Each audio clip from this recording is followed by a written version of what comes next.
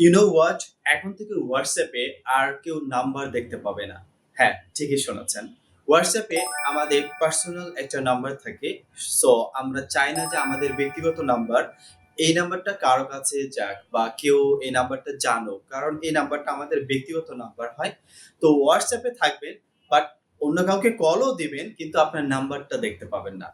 ঠিক আছে? নতুন একটা ফিচার নিয়ে এসেছে WhatsApp ২০২৬ সালে। তাহলে চলুন আমরা দেখে নেই সেটা কিভাবে করতে হয়। আমরা WhatsApp এ চলে আসবো। WhatsApp এ আসার পর আমাদের সেটিংস এ 3 ডট এ আসবো। 3 ডট এ আসার পর এখানে সেটিংস এ ক্লিক করব। সেটিংস এ ক্লিক করার পর আপনার যে প্রোফাইলটা আছে, এই প্রোফাইলে আপনার ইমেজে এখানে ক্লিক করবেন।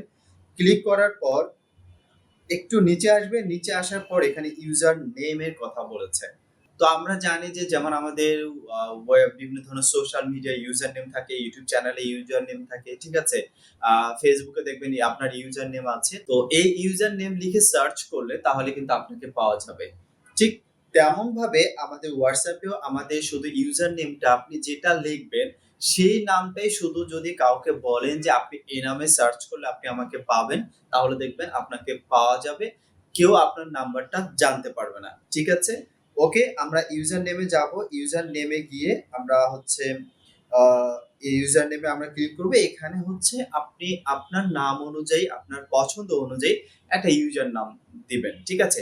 এই ইউজার নেমটা হচ্ছে সুন্দর যেন হয়, খুব হাবিজাবি যেন না হয়। আপনার নামের সাথে কিছু একটা দিবেন যেটা আপনি প্রফেশনালি কাজ করতে চাচ্ছেন অথবা আপনি যেটা আইডেন্টি হিসেবে ইউজ করতে চাচ্ছেন। তো এখানে হচ্ছে আমি দিয়ে দিচ্ছি আ আমারটা। ঠিক আছে? দেখবেন যে আপনার ওই ইউজার নেমটা এভেইলেবল আছে কিনা। তাহলে আশেপাশে কিছু একটা লেজার বা নাম্বার দিয়ে দিবেন।